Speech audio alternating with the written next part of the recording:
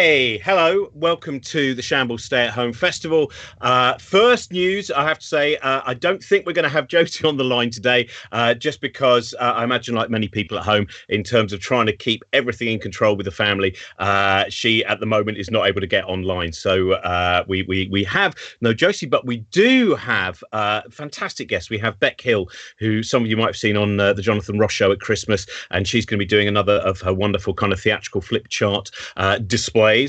We have David McAlmont, who is one of my favourite singers and who I recently saw do an incredible piece of work mixing the story of Heracles, aka Hercules to many of us, with also the work of Duke Ellington. And I'm joined by my other, well, we're really finite monkeys at the moment. Man, the Infinite Monkey Cage has suddenly, the walls are coming in like some kind of rubbish crusher on a Death Star. I'm joined by Professor Brian Cox. Hey, Brian. Yeah, I noticed it's very good, thank you. It's sending you back into sort of the, 80s radio DJ mode, because you started this broadcast with, hey! Yeah! Which is a very strange thing to do. Anyway, do you know what? I'm deliberately just trying to be as upbeat as possible. You know, I've removed the cardigan, and it turned out my cardigan was the thing that made me sometimes melancholy and morose. Placed in merchandise T-shirt, I'm just really great and upbeat, Brian. Anyway, now you love the stars, don't you? And I thought you tell us about your favourite star. Now, I wanted that before we do a bit of show and tell. I know you've got something you want to show and tell, but as a scientist, as a physicist, this situation that's going on at the moment, which I think is, talking to quite a few people, one of the strange things about it is both incredibly odd, but at the same time, sometimes it doesn't almost feel odd enough. So you go, this is the weirdest thing that's kind of happened to us.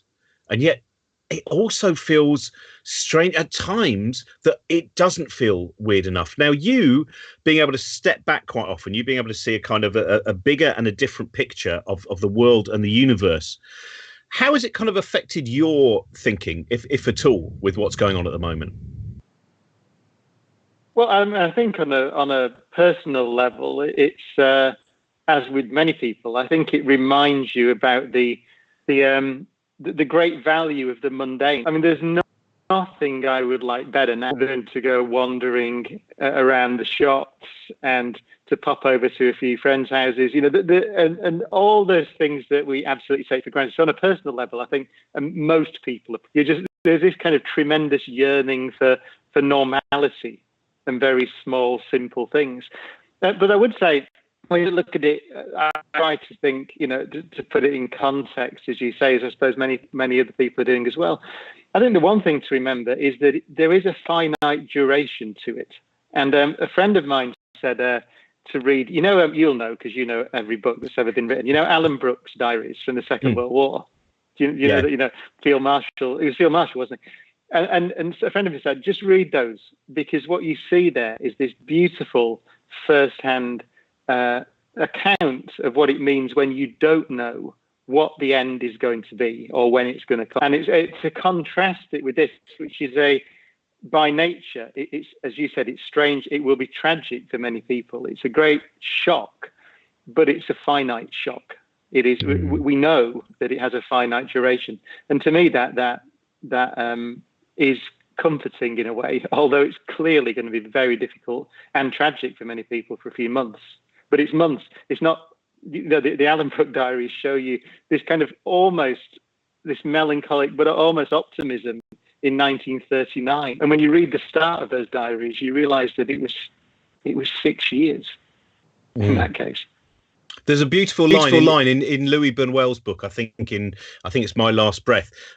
He says solitude is perfect just as long as you've got someone to talk to it about it afterwards. And I think that thing, solitude's fine, but as long as you know there is a conversation somewhere, and this, I mean, the solitude thing, but something that interests me, I've seen a few people, and you'll hopefully be able to tell me about this, who've been looking up at the stars. And last night, the sky looked, where I was, tremendously clear.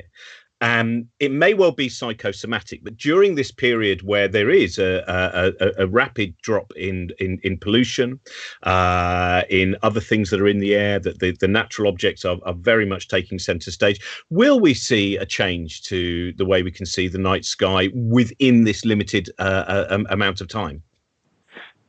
It's a good question. I don't think so. I think and certainly if you're out of the city, it is.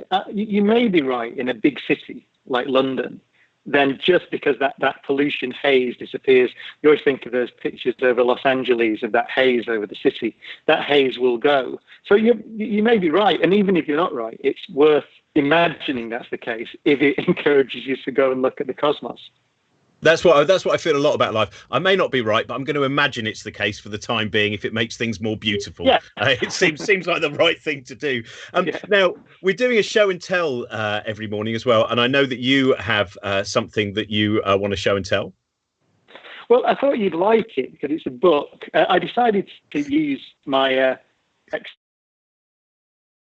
to just go back to the beginning and try to make sure that or improve my understanding of really quite basic physics. And I got this book. It was recommended to me by Jeff Forshaw, actually, my co-author, and many people will know Jeff, theoretical physicist in Manchester. And it just came out, and it's called Quantum Mechanics: An Introduction. So it's a textbook.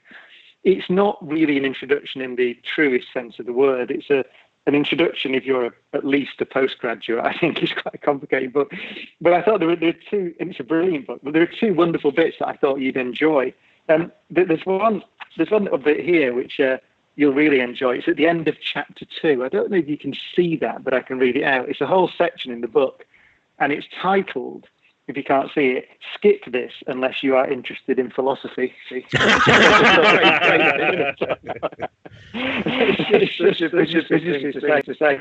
Well, the next bit, which I know one of your heroes, one of the great sort of teachers of physics, is Richard Feynman for you and for many other people. And there's this wonderful thing. The reason I like this textbook is it's a tremendously honest textbook. So it doesn't beat about the bush. It's got opinion in it. It's written with this tremendous confidence. And it's true to say Banks is one of the world experts on quantum mechanics. And there's this great bit at the end of the introduction, section 1.6. I don't know if you, again, it might be able to see it, but there it is. But it says, before you go any further, you should read the first 2 chapters of Volume 3 of the Feynman Lectures on Physics. That's it. So it sends you off. It says, he's basically saying, I can't do the introduction better than Feynman did.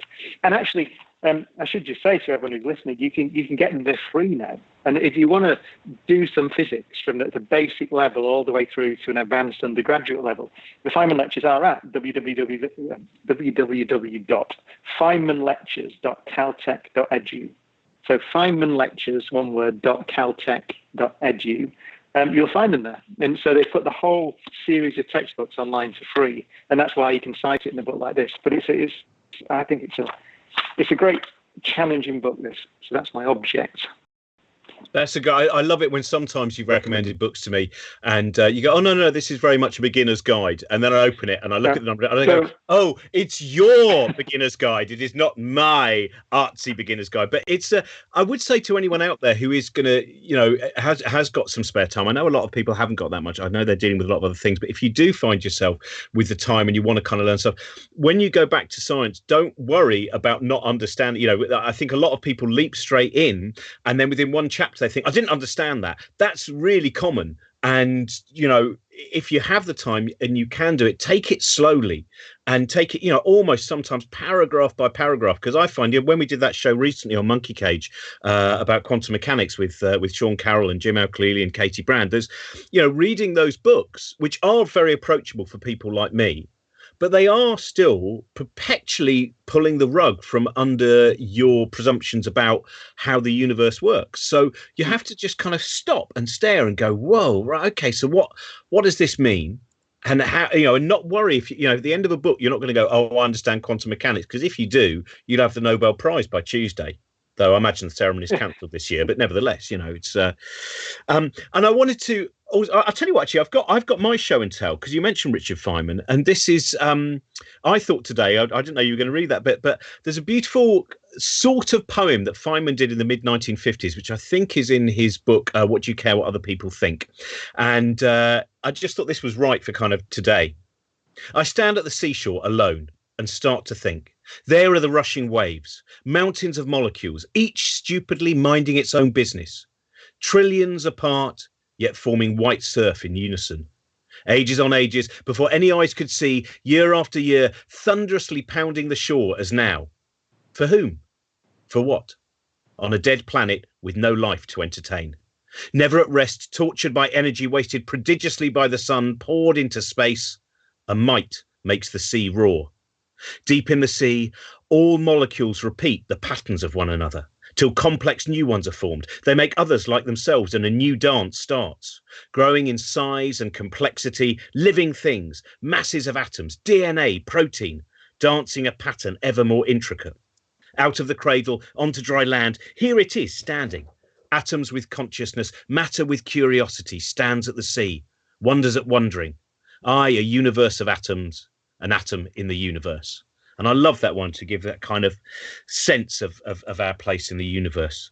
Feynman was for those that don't know Feynman, he's one of the great Nobel Prize for the theory of quantum electrodynamics, which is the prototype or the first so-called quantum field theory that we started really understanding. So it's tremendous contribution in many fields of physics.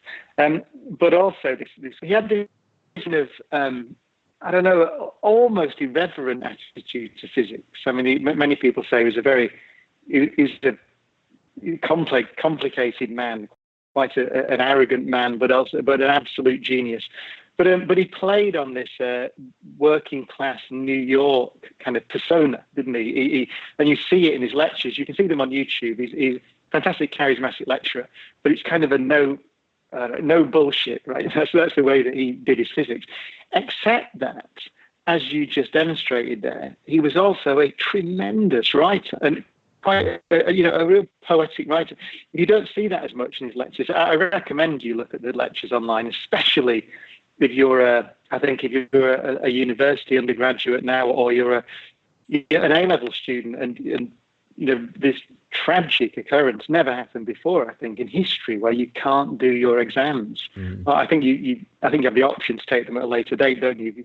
But if you think, well, I'd like a deeper insight into physics, that the Feynman lectures, particularly the first volume, are tremendously accessible for anyone. I'd say perhaps even beyond GCSE standards. You can really pick them up, certainly if you're an A-level student, and read them. But you see these two sides of the man. You see this absolute no-nonsense approach to physics. And the Feynman lectures, famously, what he did was he sat down and rebuilt his own understanding of physics from the ground up.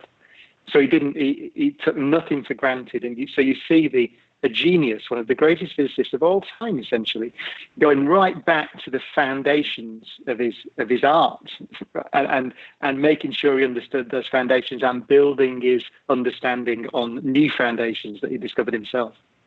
I love that bit where you're saying about the way he used his kind of New York background. There's one of his lectures where he says something and the students start to clap and he goes, "Don't clap at that. I got better than that." And it's like, he's kind of a Catskills comedian. I've got loads of questions for you that people have sent in. So, by the way, some of the questions, if we don't ask them today, we're going to ask them on Sunday when we're on with Brian Green. I'll also quickly during this break say, in case you've recently joined us, Beck Hill is going to be joining us shortly, as is David McAlmont. And also at the bottom of somewhere around this page that you're looking at now, and on the Cosmic Shambles page, we have a kind of tip jar for the show. And we're basically trying to make money for any of the people who've been hit really hard by the fact that they have had all their work cancelled. A lot of the people in the kind of performing arts and other places, and also some of the very small venues that will possibly collapse and not be able to survive because they have nothing on. So any of the money that we raise, we're going to divide and give to those people. And if we raise enough, we will then distribute it even further, I hope. So thank you very much if you can help at all, but also enjoy continuing to watch for free. So the first one is Matt Watson would like to know. Quite a few people have asked this, Brian. He wants to know, do you have any thoughts on the pandemic in relation to the idea that perhaps this is nature's way of trying to find some balance again? And I know that a few people have kind of talked about, the Gaia theory, and James Lovelock, and kind of brought that in as an interpretation of what's going on. Well, no, I think not. No, I mean, this is part of the battle that's been that characterizes life. Right? Life is all living organisms compete, and viruses, there's a literature on even deciding we've done it a monkey cage, haven't we? Are they alive or not? Viruses are tremendously basic organisms that require another organism to multiply. But this is the process of living. This is the way that life has always been. What's interesting, I think, there's a monkey cage. I must find it because I want to tweet it. But do you remember it? It was about the immune system, and it was way back. A couple of years ago now, and we must find it and tweet it because it's fascinating that this constant battle always between our not well understood immune system. The most remarkable thing, if you think about the assaults of this virus on our bodies, it is a completely alien organism to us. Right? It came from bats, didn't it? It came from another species, and this is where these new pandemic threats originate. They originate in a species, a jump species, and yet. The figures are that across the board, I think something like 99% of people deal with it. So we have this system, and this is what the monkey cage was about, which can identify a threat that's never been seen before in human history and can deal with it on average in essentially construct the defenses and get rid of it in a few days, or at most a couple of weeks.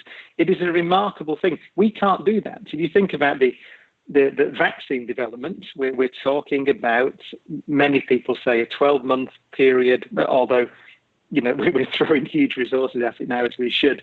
But who knows, let's say a 12-month period to go to a vaccine. That our bodies, each of our bodies, when we get infected by this virus, or if we get infected, in general manages that within a few days. So it's a remarkable thing. But someone pointed me to that monkey cage episode, which we will look up. At the end, I think one of the scientists, the professor from Manchester, whose name is now escaped me. Was it Dan Davis? Dan Davis. He's written a brilliant book. What's the book called, Robin? I can't remember. I've got it. But Dan's written 2 books, and it's his first book, and it has an incredible story. It starts off talking about plastic surgery for and about and skin, and then gets into the. It's really great. So I highly recommend Dan Davis's work, and The Beautiful Cure. The Beautiful Cure. That's it. So and he said. But at the end of it, apparently, he says the last thing he says almost is it's the bats that'll get us. That's what he says, and it's very interesting. The bats will get us. What I think, if there is to be a silver lining somewhere down the road, and for society as a whole, although it must emphasise again it's going to be tragic for many individuals. But if you look back in a few years' time, silver lining, it's going to be that it will be the science that ultimately saves us. Right? There are many economically and as a society and individual tragedies, but ultimately what will deal with this will be the vaccine, the treatments first, hopefully, and then a vaccine. And I think what we should see is that if you list the threats that we've covered so often over these last 10 years on Monkey Cage, big threats that people kind of society itself can almost laugh at. It's not going to happen. We've always talked about asteroid threat, climate change, and pandemic disease.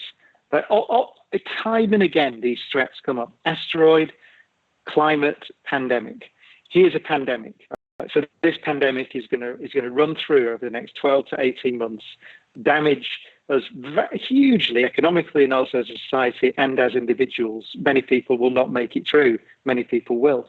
I hope what will happen is we will see that investment in knowledge, investment in R&D, investment in medicine, investment in health services, investment in asteroid defense, investment in climate mitigation, and so on. All these things.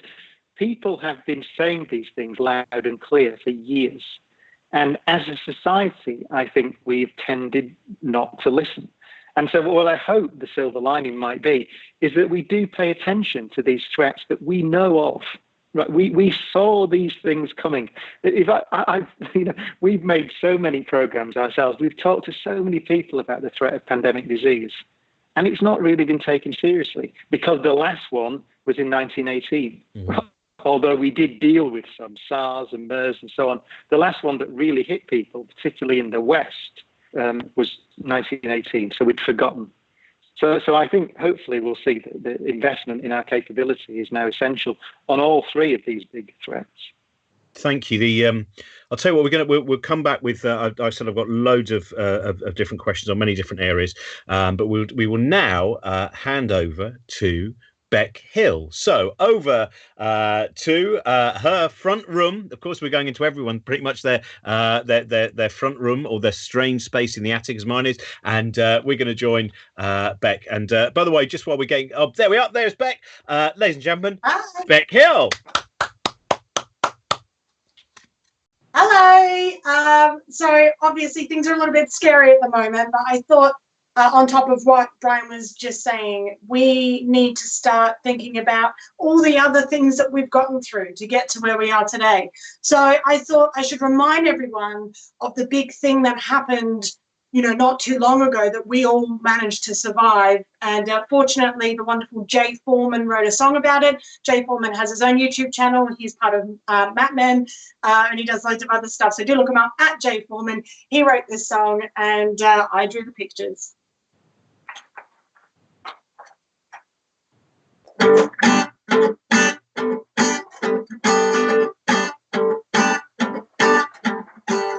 I'm here on Westminster Bridge and there are dinosaurs.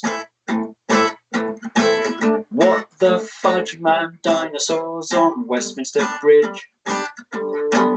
There's one on top of Big Ben.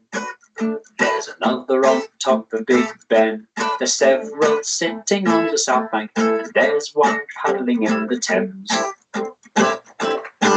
Of all the places I have been and all the scenes that I have seen, I've never seen a scene like this occur. Christopher Clark, BBC News, Westminster. There's a T-Rex standing by the London Eye, and they're spinning it round really fast. And the Diplodocus doesn't seem to know what all the fuss is while they're skating round embankment on 4 double-decker buses.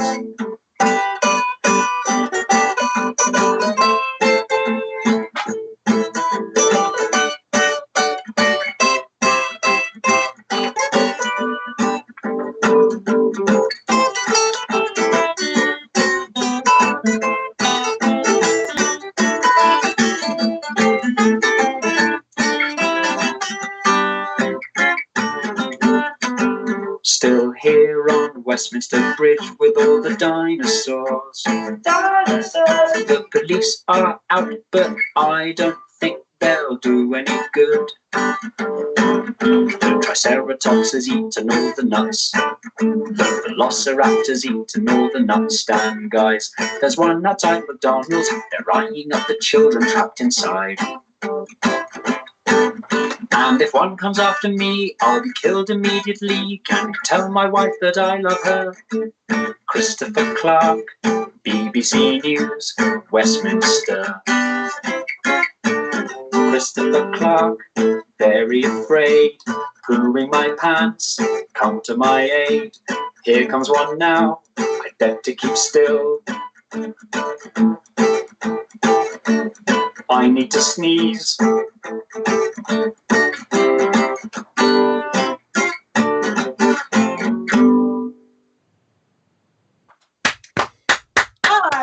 Thank you. Always delightful. There we go. Thank you so much. And Brian is back with us now as well. Beck, I love that one. I saw you Burko Fest as well. It's such a delightful piece. I will. Brian, I'm going to. Beck's going to join us because she might have some questions as well. I will quickly. We had lots of questions from younger people as well. This is from Kathy's 14-year-old daughter. She wants to know: are there any planets where bismuth may occur naturally? And if you could just say a little bit about bismuth. So it's one of the chemical elements. It does occur naturally. It's made in stars, as is everything. If I remember, liquid bismuth, I think, is the only thing other than water, than ice, that if you compress it, then is it a solid bismuth? I can't remember. There's some similarity to ice. Ice behaves really strangely. And if you put pressure on it, it melts. See, most things, if you put them under pressure, the reason ice skates work is because when you pressurize the ice, then the then you get a film of water. So the thing melts when you press it.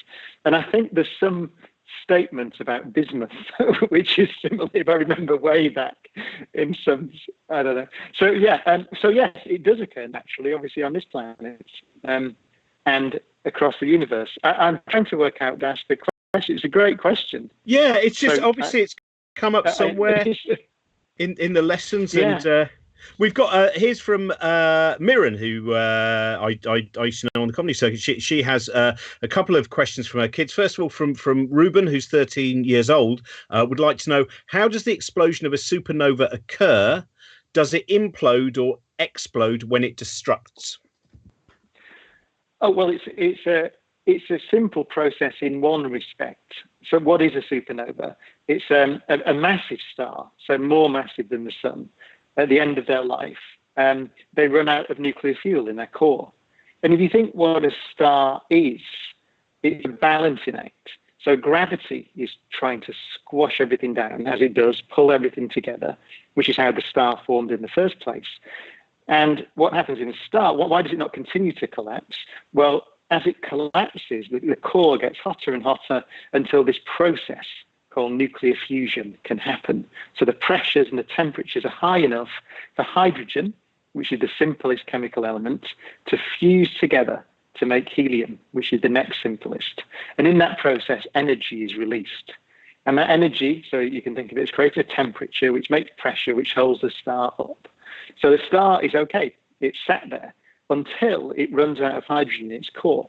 And then it will start to collapse again. And it will collapse again until heavier elements can be synthesized. And this is the origin of most of the chemical elements, carbon, oxygen, all the way up to iron. So most of the things that make you up, other than the hydrogen, comes from this process. But eventually all fuel will run out. And then you have to ask, what will happen to the star? Well, the star collapses in on itself. And then there are several things that can happen depending on how massive the thing is. But for very massive stars, you get a bounce. The material in the middle is held up by all sorts of different processes then called the quantum mechanical processes. You get stars called white dwarfs and neutron stars and things like that. A neutron star is held up by the sort of pressure that neutrons don't want to be crushed into the same place. They don't want to go next to each other. So they start moving around very fast, and that makes a pressure that holds them up. A neutron star will be of order the mass of the sun, a bit more, and about the diameter, well, a diameter of a city. So you get this thing which is ultra squash. But in that process, the thing bounces and explodes, and tremendous amounts of energy is released. And when the ultimate collapse to a black hole. But you get a big sort of bounce and explosion in that process, collapse, and that's what we have for explosion. So that's kind of the outline. It's a tremendously active area of physics because it's I've just said some things and waved my hands around there, like the thing collapses, there's something that can stop it, it bounces. That's all active research, and that's why we're interested in supernova explosions. But yeah, that's the basic outline. One more quick question before we go back to Beck. This is from Enzo, who's 10 years old. Does it really rain diamonds on Saturn?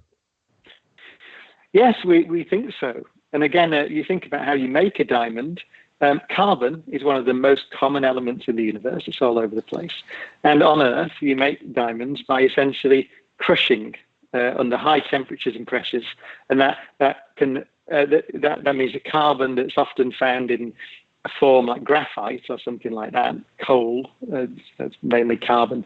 If you get it in the right conditions, they make diamonds. And we think that those conditions, it's chemistry essentially, a reconfiguring of the carbon atoms into these beautiful crystals. Then we think those conditions are present deep down in the atmosphere of Saturn. So yeah, we think there are many places where diamonds are made in the universe. And that's because carbon is all over the place, and the conditions, the temperatures and pressures are all over the place. And on the Earth, it's deep below the Earth's surface. And in Saturn, it seems to be deep in its atmosphere. Brilliant. We're going to go back now to Beck Hill. She has two more stories to tell us. So, ladies and gentlemen, please welcome Beck Hill. No. So I thought, given the audience and the company today, I should do something sciencey. So I thought what I would do is tell everyone about all the different types of volcanoes that are out there, because who doesn't love a volcano? So I thought we'll start with one that everyone knows about, which of course is the dormant volcano. Now, the dormant volcano, it's a volcano that's asleep, so it's not active. So we all know these guys just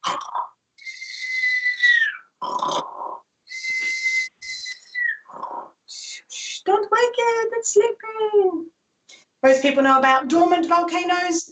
Most people don't know about dormant volcanoes. Oh no! Hi, Daddy, I'm a Then you can often find a volcano. If you look very carefully, you could find the rare volcanoes. Watch out, it's gonna blow!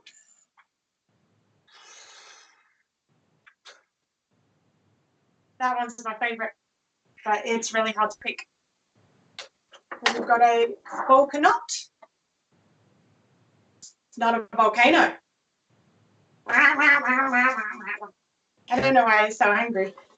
And on the subject of things that aren't volcanoes, this next one is commonly mistaken for the spelling.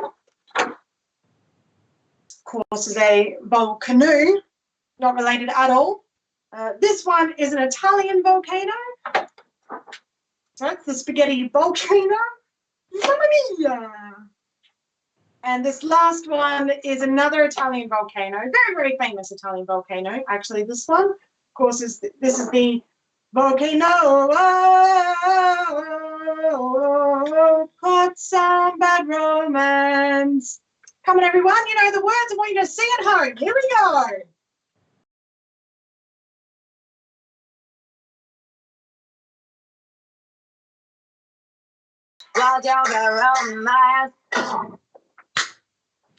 Yay! Everything you need to know about volcanoes. Thank you.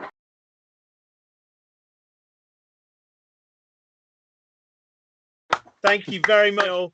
That is for work. Go and find out more about Beck Hill. If you go to her Twitter account is @BeckHillComedian, and if you go there, you can also find out all the other places you can see her work, and also support her during this time where, of course, a lot of artists have basically no work, a lot of the live performers, and I also keep saying this, going to places like Bandcamp as well. If you're after an album or something like that, that's a place where musicians get, you know, a decent cut every time that their albums are sold, etc. I bought a brilliant one by Malcolm Middleton the other day. Brian, we only have time for a couple more questions before we go over to David. I'm going to give you, we'll do a load more questions on Sunday afternoon, 3 o'clock.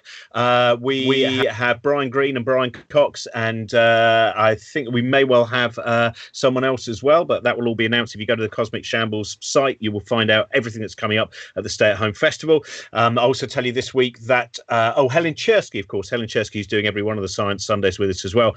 Joe Brand's on tomorrow, and on Thursday we have in the morning Sarah Pascoe and Natalie Haynes, and in the evening we have Chris Hadfield is going to be joining us to talk a little bit about his kind of perspective on this from having been someone who's actually, you know, been into space on the ISS. And on Friday we have Steve Merchant and lots of other guests in each one of those shows. So the quick questions are, Elspeth would like to know, have you ever cut your own hair?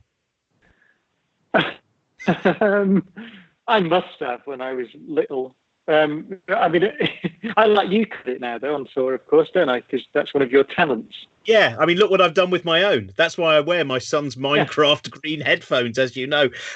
Janet McLeod would like to know if she's worried about, if she does run out of food during this period, what common household product provide the most nutrition at a pinch? And she was saying, for instance, she's got long hair. Is she able to cook her own hair, snip that off? Is there anything you know around the house? I having my son likes watching Bear Grylls. Yes. I'm hoping that's not cavalier advice, because I mean, one of the problems we're having in these times is to rent an expert talking nonsense, I'm not Bear Grylls, so I don't know about survival when you've run out of things. But maybe insects. We ate locusts on Monkey Cage, didn't we? Do you remember? Oh, you did. You didn't. Yeah. Even though I don't normally eat meat, I did, and it was. But I love that. What we should tell, as you yourself said about experts, Brian is an expert on things at a kind of subatomic level, at a biological and molecular level, such as eating food, etc. Again, always check any of his advice afterwards. Beck, have you got one quick question before we go over to David McAlmont as you wiggle your camera around? This is very much like an early 80s video for a band such as Propaganda, I would say, or the Mobiles, for those of you who remember back to those. You're the manager, I think. Yeah. Beck, do we have? I don't think you're in the band. Oh no, you're silent, Beck, so we can't hear you. So you're going even further back from the 80s now to the 90s. I took it off. Welcome to Lillian Gish. Come on, now you can. The talkies have come. That was my impression of me. My mic wasn't even muted. I was just doing an impression. I had a question for my brother, for Brian, which was, and for both of you actually, which was, what do you think the chances are of there being A, intelligent life out there, and B, during our time frame? So you have to define out there. So in the observable universe has around 2 trillion galaxies in it and stretches about 41, 42 billion light years in every direction.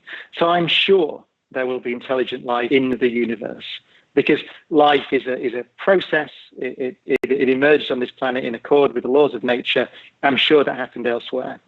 However, if you say in our galaxy, the Milky Way galaxy, with perhaps between 200 and 400 billion stars, most of them with planets around them, you can make an argument, and many of the biologists we've had on Monkey Cage have made this argument, that because the path to intelligence on Earth was so tortuous, it took about 4 billion years on Earth to go from the origin of life to an intelligent civilization, 1/3 of the age of the universe.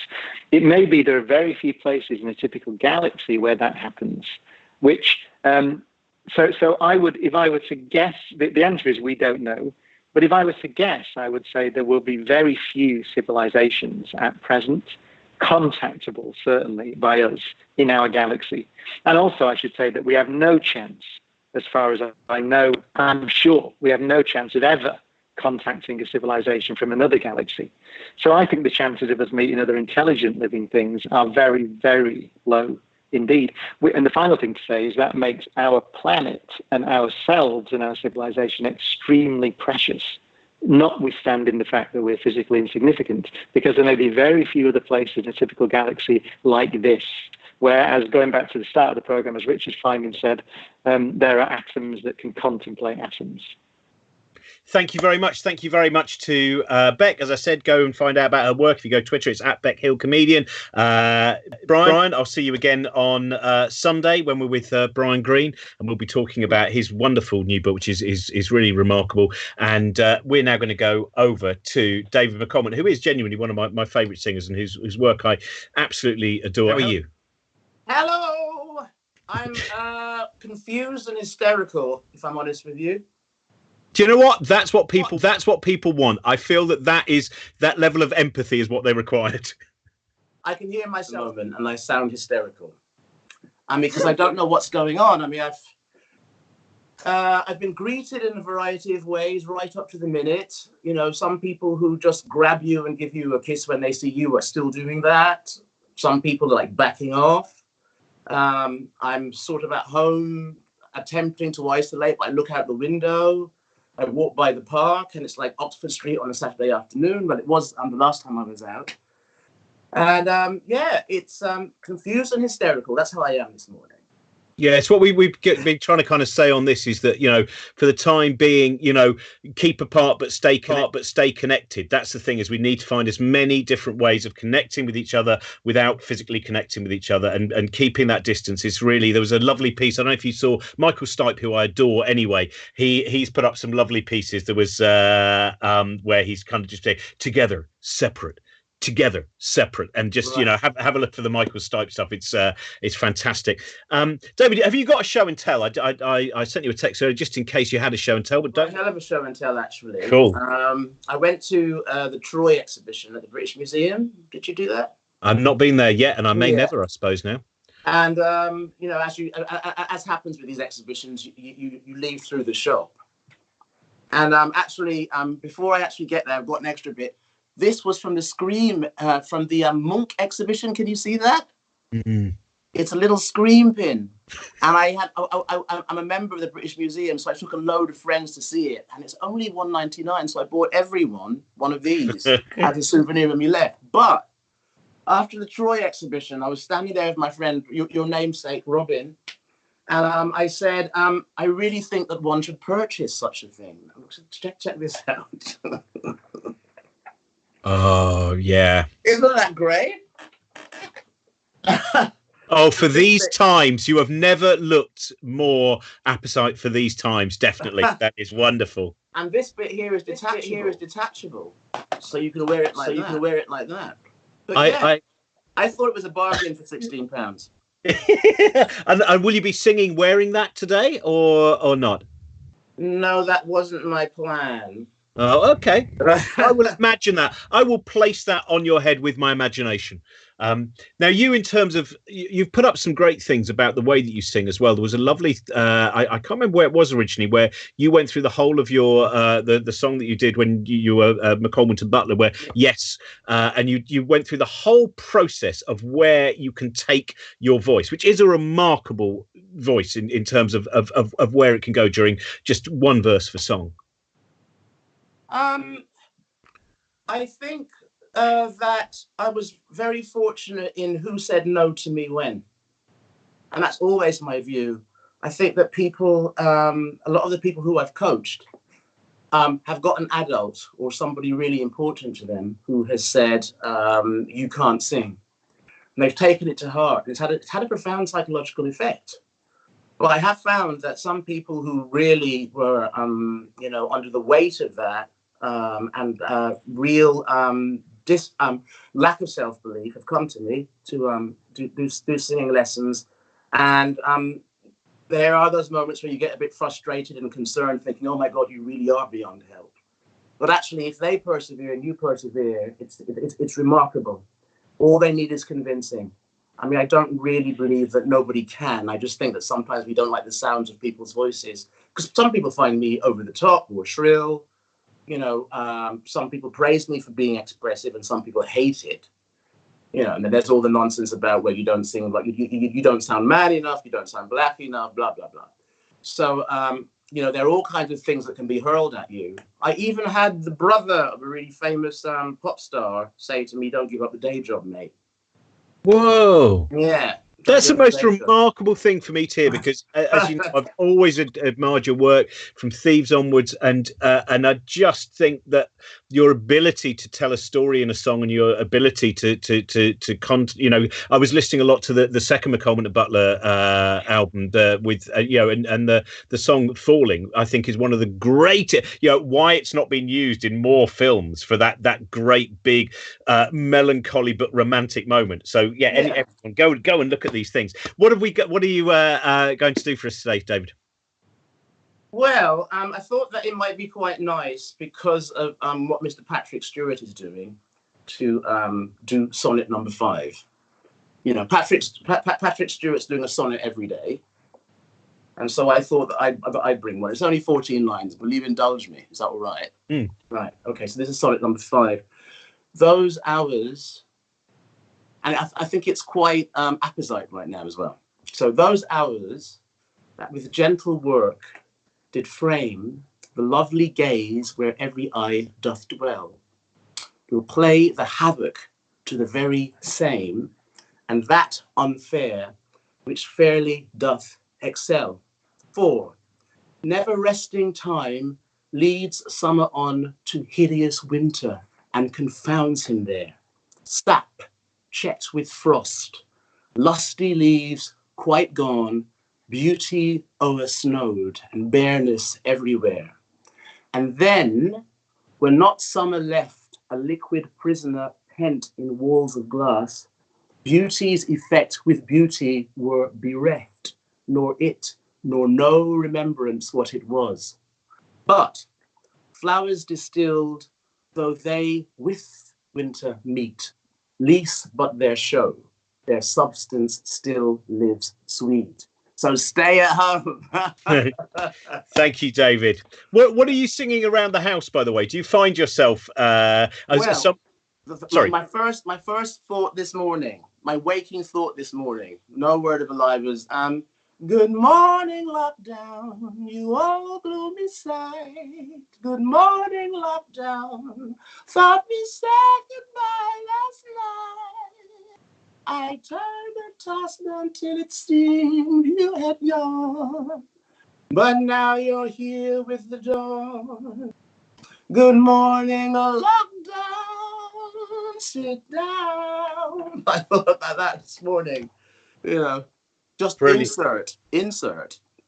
Anyway, you want to hear the song I prepared for you, or is that too soon? No, it's great. Talk a bit more. It's absolutely perfect. Okay. We want to get this before, because we always have a point about 3 minutes time when this will crash a little. So I reckon we can do it. Okay. Right. Well, you mentioned McAlmont and Butler, and this is a song I wrote for a friend, my best friend, Bill, in '95. Same album as Yes, but Yes is getting played a lot on the radio, for which I thank you. It's being tweeted a lot, but this one is really about needing us to pull together and be strong together. So I thought it would be appropriate. And it was the second single from the McAlmont Butler album in 1995. Is that loud enough? Can you hear that? Yeah.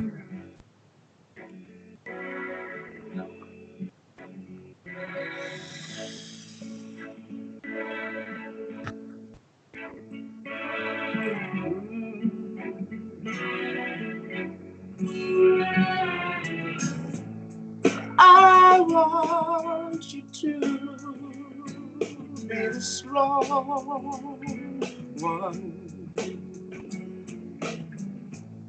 I want to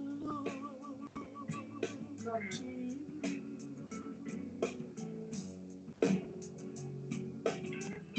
I need you now. I need you now. I never want to see you break down, but you do, yes, you do. And I want you to be the champion.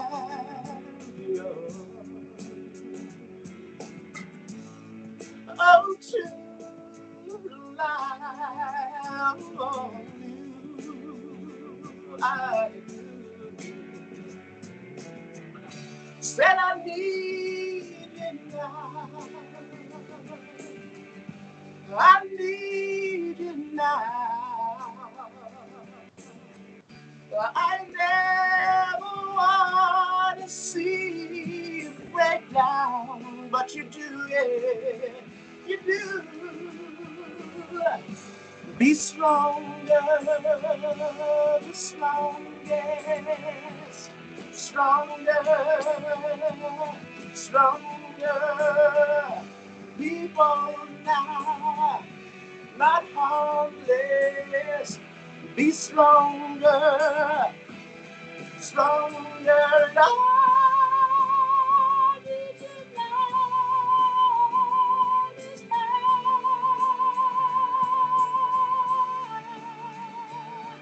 I did you know, Lord,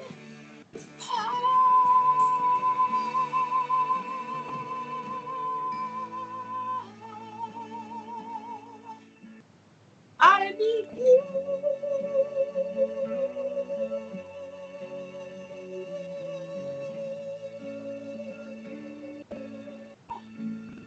I need you.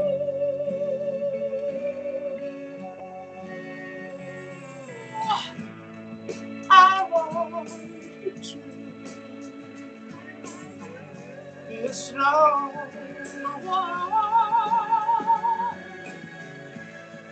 I want to look up to you. Slow me stronger. Show me stronger. Show me you're stronger. Show me how strong. Show me stronger. Show me stronger. Show me you're stronger. Ladies and gentlemen, it's the Bernard Butler.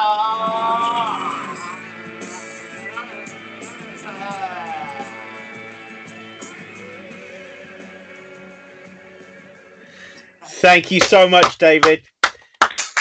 Go, and everyone, find out what, if you don't know much about it, and hopefully a lot of you do, but David's worked with so many different people as well as his solo stuff. There's so much great stuff out there. We would have been at the Lawn Weekend Festival this weekend doing some stuff together. Sadly, obviously, we are not. Thank you very much to Brian Cox, to Beck Hill, to David. Money that we raise is going to go to people who are really kind of facing tough times at the moment because they have no work whatsoever, and also to try and keep some of those venues that you might love where you do go to feel connected with people, to keep them going as well, because of course they have nothing coming in as well. So thank you very much, and hopefully we'll see you tomorrow 10 a.m. with poet Luke Wright, Laura Kidd, formerly She Makes War, and Joe Brand. Thank you.